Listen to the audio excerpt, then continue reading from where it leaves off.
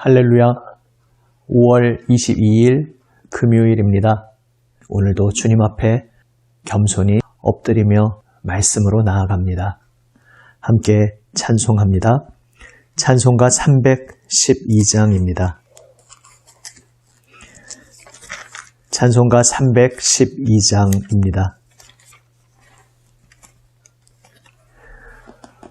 너 하나님께 이끌리어 일평생 주만 바라면 너 어려울 때 힘 주시고 언제나 지켜주시리. 주 크신 사랑 믿는 자 그 반석 위에 서리라. 너 설레는 맘 가다듬고 희망 중 기다리면서 그 은혜로신 주의 뜻과 사랑에 만족하여라. 우리를 불러주신 주 마음에 소원하신다. 주 찬양하고 기도하며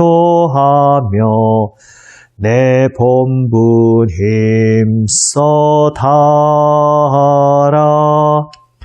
주 약속하신 모든 은혜 내게서 이루어지리라.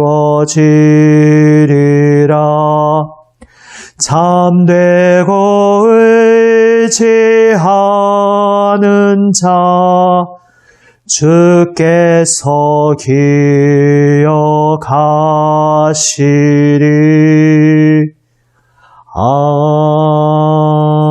아멘. 기도하시겠습니다. 아버지 하나님, 모든 것을 그 선하신 뜻대로 주관하시는 우리 아버지 하나님만 바라봅니다. 오직 주님 앞에 엎드려 다 알 수 없지만 오직 합력하여 선을 이루시는 주님의 손길만 바라보며 주님 말씀 앞에 엎드립니다. 생명 말씀으로 저희의 마음을 새롭게 하여 주시옵소서. 우리 구주 예수 그리스도의 이름으로 기도드립니다. 아멘. 하나님 말씀 열왕기하 9장 1절에서 13절 말씀입니다. 구약 성경 576면 열왕기하 9장 1절에서 13절 말씀입니다. 새 번역으로 말씀을 읽습니다. 예언자 엘리사가 예언자 수련생들 가운데서 한 사람을 불러 말하였다. 너는 허리를 단단히 묶고 손에 이 기름병을 들고 길르앗의 라못으로 가거라. 거기에 가면 그곳에서 님시의 손자이며 여호사밧의 아들인 예후를 만나게 될 것이다. 그러면 안에 들어가 그의 동료들 사이에서 그를 불러내어 밀실로 데리고 들어가거라. 그리고 기름병을 기울여 그의 머리에 부으며 나 주가 말한다. 내가 너를 이스라엘의 왕으로 세웠다 하고 말하여라. 그렇게 말한 다음에 너는 문을 열고 속히 도망하여라. 지체해서는 안 된다. 그리하여 예언자의 시종인 그 젊은이가 길르앗의 라못으로 갔다. 그가 도착하였을 때에 그곳에는 군대의 장군들이 둘러앉아 회의를 하고 있었다. 그가 그들에게 말하였다. 장군님, 드릴 말씀이 있습니다. 그러자 예후가 말하였다. 우리들 가운데 누구에게 말하고 있는 겁니까? 그 시종이 말하였다. 바로 장군님께 말씀을 드리고 있습니다. 예후가 일어나서 집 안으로 들어가자 예언자의 시종인 그 젊은이는 그의 머리에 기름을 부으며 말하였다. 나 주 이스라엘의 하나님이 말한다. 내가 너에게 기름을 부어 주님의 백성 이스라엘의 왕으로 세웠다. 너는 내가 섬기는 상전 아합의 가문을 쳐라. 나는 내 종들인 예언자들의 피와 또 주님의 다른 종들의 모든 피를 이세벨에게 갚으려고 한다. 나는 아합의 가문을 모두 다 멸망시킬 것이다. 그렇다. 아합에게 속한 사람은 메인 사람이건 노인 사람이건 가릴 것 없이 남자는 누구나 이스라엘 안에서 끊어버릴 것이다.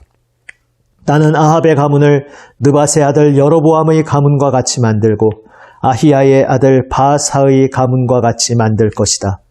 그리고 개들이 이스라엘 땅 안에서 이세벨을 뜯어먹을 것이다. 그를 매장할 사람조차 없을 것이다. 그리고 난 뒤에 예언자의 시종인 그 젊은이는 문을 열고 도망하였다. 예후가 왕의 신하들이 있는 데로 나오자 한 사람이 그에게 물었다. 좋은 소식이었소? 그 미친 녀석이 장군께는 무슨 일로 왔었소? 예후가 그들에게 말하였다. 장군들께서도 그 사람이 누구고 그가 쓸데없이 떠들고 간 말이 무엇인지 짐작하고 있을 것이라 믿소. 그러나 그들이 말하였다. 슬쩍 넘어가지 마시오. 우리에게 사실을 말해주시오. 예후가 대답하였다. 그의 말이 주님께서 나를 이스라엘의 왕으로 기름 부어 세웠다고 말씀하시었다고 하였소. 그러자 그들은 황급히 일어나 각자 자기의 옷을 벗어서 섬돌 위 예후의 발 아래에 깔고 나팔을 불며 예후께서 임금님이 되셨다 하고 외쳤다. 아멘. 말씀드렸던 대로 일찍이 엘리야 시대 열왕기상 19장에서 하나님께서 엘리야에게 말씀하셨던 일들이 이제 하나씩 눈앞에서 성취되고 있습니다. 먼저 시리아의 왕으로 하사엘을 세우시고 그를 통해 아합의 아들 요람 왕을 치셨습니다. 그래서 큰 부상을 입고 병석에 누워 있을 때 이제 그를 문병하기 위해 남왕국 유다 왕 아하시아가 그를 문병하였다는 이야기가 어제 본문 마지막에 나왔습니다. 이러한 모든 이제 상황이 배경이 갖추어진 가운데 이제 하나님께서 또 다른 사람을 세우십니다. 일찍이 엘리야에게 말씀하셨던 대로 예후를 북이스라엘의 왕으로 세우십니다. 어제 본문에서 하사엘을 세우시는 장면도 그렇고 오늘 본문 예후를 세우시는 장면도 그렇고 그동안 참 긴 시간이 지났지만 이제 때가 되자 매우 신속하게 하나님께서 하나님의 사람을 통해 이 모든 일들을 일사천리로 진행하고 계심을 보게 됩니다. 예후는 그의 입장에서 보면 너무나 갑작스러운 이야기를 들었습니다. 사실 예후가 이 엄청난 이야기를 들었을 때 다른 사람들이 자신을 따를 것인지 그것을 잘 살필 시간이 필요했을 것입니다. 그래서 그는 짐짓 그와 함께하고 있던 일행들에게 떠봅니다.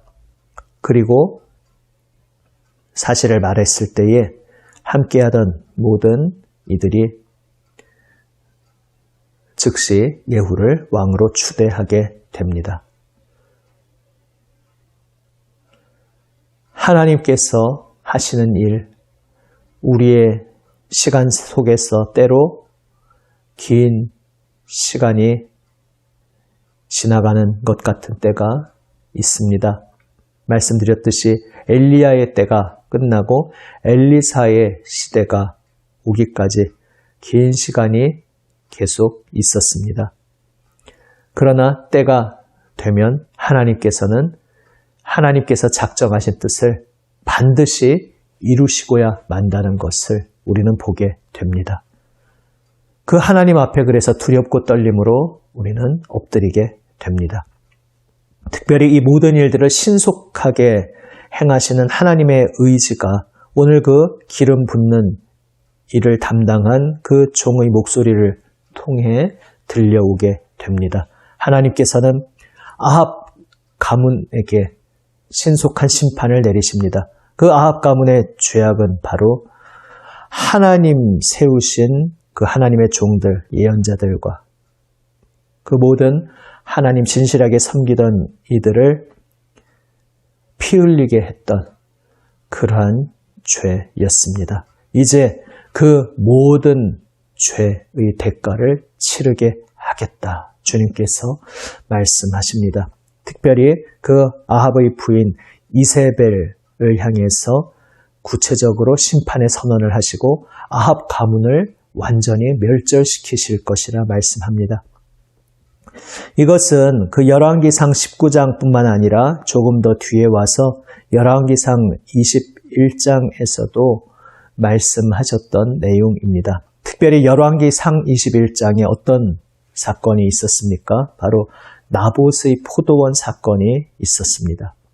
하나님께서 이스라엘을 약속의 땅에 심으시고 하나님의 법도를 주실 때에 가장 중요한 원칙 중에 하나가 모든 땅은 하나님의 것이라는 말씀이었습니다. 하나님께서 비유하자면 모든 땅의 지주이시고 이스라엘 모든 백성들은 소작농인 것입니다. 그런데 이 세상의 지주와 소작농의 그러한 삭막한 관계와는 다른 관계였습니다. 자비로우신 인자하신 지주 하나님께서는 혹독한 세금을 걷지 않으시고 그저 그 땅이 하나님의 것임을 인정하고 기억하는 최소한의 그 예물을 바치게 하셨습니다. 그 소출의 10분의 1을 바치게 하신 11조가 바로 그러한 의미였던 것입니다. 소작농에게 열의 하나만 바치라는 그러한 자비로우신 지주 하나님께서는 이제 소작농으로 부름받은 이스라엘 백성들이 그 땅을 자신의 재산으로 착각하지 않고 그래서 부익부 빈익빈이 일어나지 않고 각자 자기 가문에서 할당받은 배당받은 그 땅을 잘 관리하면서 그 땅을 터전으로 농사를 지으며 살게 하셨습니다. 그런데 하나님의 뜻을 거스르는 이방의 세속 물결이 들어왔을 때 이러한 하나님의 법도를 백성들이 지키지 않았습니다. 특별히 그 나봇의 포도원 사건에서 그 절정의 사건이 일어납니다. 오늘 본문에서도 언급된 이세벨, 그 바알 우상 숭배가 극성을 부리는 그 온상이 되는 그러한 시돈 땅에서 그 이방 땅에서 시집 온 여인이었습니다. 그는 바알 숭배의 그러한 세속 정신을 끌고 들어와서 이스라엘에게 급속도로 퍼뜨립니다. 그리고 나봇의 포도원 사건에서 결정적인 일이 터집니다. 아합이 자신의 눈앞에 보이는 그 나봇이라는 사람의 포도원 땅이 무척 탐났습니다. 하지만 하나님의 법도에 따라서 이스라엘은 땅을 팔고 사고 매매할 수가 없었습니다. 그 땅은, 그 포도원은 나봇에게, 나봇의 집에 온전히 맡겨져 있었고 하나님께서 나봇을 청지기로 관리인으로 세우셨기에 하나님이 주인이신 그 땅을 감히 탐낼 수 없었습니다. 그런데 하나님의 법도를 무시하는 이방 세속 정신으로 가득 차 있는 이세벨은 아합의 그 고민 자체를 코웃음치고 비웃으면서 당신이 왕이 아니요 왕이 무엇을 못해서 이렇게 주저하시오. 당신 맘대로 다 할 수 있는데 이렇게 그를 부추기고 마침내 나봇에게 억울한 누명을 씌워서 나봇을 죽이고 그 땅을 강제로 빼앗습니다. 결국 하나님 앞에 신실하게 주님을 섬기며 살아가던 한 사람을 인간이 탐욕으로 부당한 권력을 행사하고 또 말도 안 되는 억지 주장으로 누명을 뒤집어 씌워서 그렇게 한 사람을 보내버린 것입니다. 그때 하나님께서는 바로 그 자리에서 아합 가문을 향해 엄중한 심판의 선언을 하십니다. 나봇의 피 흘린 그곳에 아합의 피가 뿌려질 것이다 말씀하시며 아합의 가문, 그 가문을 온전히 다 멸절하시겠다 하나님께서 엄중하게 선언하셨습니다. 그때 아합은 큰 충격 속에 잠시 하나님 앞에 겸비합니다. 그래서 하나님께서 그 겸비한 아합을 보시고 그 선언하신 심판을 아합의 당대에 내리지 않고 그 아들의 때에 내리겠다 말씀하셨습니다. 그리고 이제 그 때가 온 것입니다. 기억해야 하겠습니다. 이 세상 돌아가는 역사가 때로 악이 승리하는 것 같고 억울한 누명을 쓴 사람들, 그저 억울한 피눈물을 흘려도 누구도 그것을 갚아줄 리가 없는 부조리와 불의로 판을 치는 것처럼 보일지라도 이 세상 역사를 주관하시는 분은 우리 하나님이심을 기억해야 하겠습니다. 그래서 우리가 예수님을 믿고 하나님을 경배하는 신앙의 삶을 산다는 것은 바로 하나님께서 이러한 공의의 하나님이심을 기억하며 두렵고 떨림으로 주님 앞에 엎드리는 삶을 사는 것입니다. 이 세상이 누명을 씌우고 한 사람을 억울하게 보내버리고 자신의 탐욕을 위해서 자신의 권세를 위해서 부당한 힘을 휘두를 때에 그 속에서 그 불의 앞에서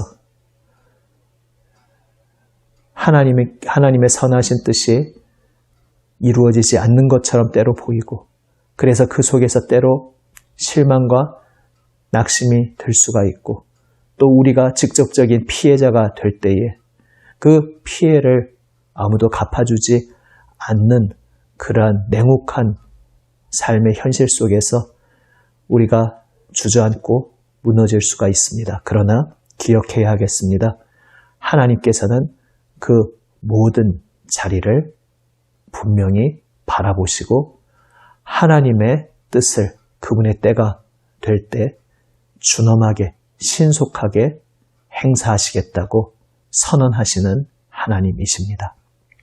그러므로 우리는 이 세상의 어떠한 악한 흐름 속에서도 거기에 휩쓸리지 아니하고 또 낙심하지도 아니하고 다 뭐 저렇게 대충 타협해서 가는데 나도 적당히 타협해서 가야겠다. 이러한 모든 유혹을 다 물리치고 하나님을 두려워하며 주님 앞에 엎드려야 하겠습니다. 하나님을 경외하며 준엄하신 하나님의 그 공의의 길을 오직 따라야 하겠습니다.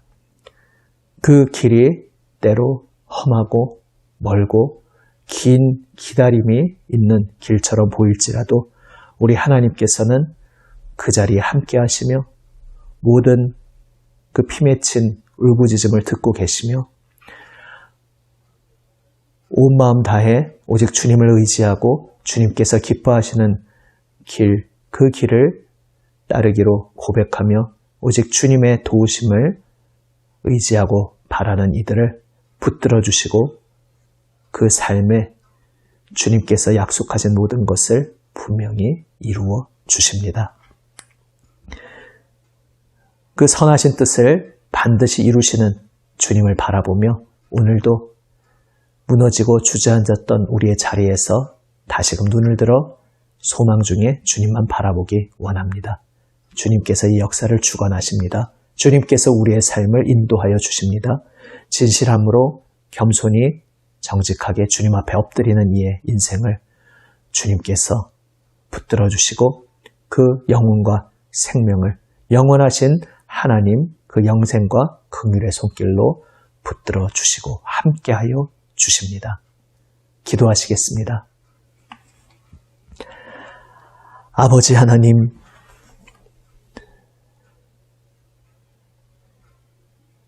주님의 법도와 공의를 비웃고 저버리고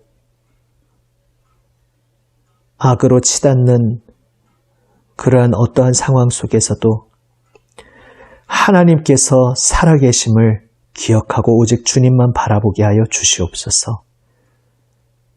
긴 기다림 속에서도 주님께서 마침내 모든 것을 이루신다는 것을 우리 부활하신 주 예수님을 바라보며 소망 중에 주님만 붙잡고 우리 주님의 길을 온전히 따르도록 저희를 이끌어 주시옵소서. 살아계신 우리 구주 예수 그리스도의 이름으로 기도드립니다. 아멘. 하늘에 계신 우리 아버지, 아버지의 이름을 거룩하게 하시며 아버지의 나라가 오게 하시며 아버지의 뜻이 하늘에서와 같이 땅에서도 이루어지게 하소서. 오늘 우리에게 일용할 양식을 주시고 우리가 우리에게 잘못한 사람을 용서하여 준 것 같이 우리 죄를 용서하여 주시고 우리를 시험에 빠지지 않게 하시고 악에서 구하소서. 나라와 권능과 영광이 영원히 아버지의 것입니다. 아멘. 오늘 이 말씀 붙잡고 소망 중에 인내로 그 십자가의 길을 완주하시고 부활 승리하신 주님만 붙잡고 주님만 따르기 원합니다. 주님의 몸된 교회들을 위해 기도할 때 오늘 교회의 모든 봉사 섬김의 자리를 위해서 기도합니다. 남인천교회 모든 그 섬김의 자리를 위해서 우리 장로님들 비롯해서 세우신 모든 재직 일꾼들을 위해서 함께 기도합니다. 또 세계를 위해서 기도할 때 이 세계 속에서 자연재해나 또 사람 간의 관계 속에서 여러 가지 이유로 고난 중에 있는 이들을 위해서 기도합니다. 특별히 우리 북한 동포들 위해서 계속 기도합니다. 우리 코로나 시국 위해서, 특별히 인천 지역 위해서 계속 함께 기도합니다. 기도하시겠습니다.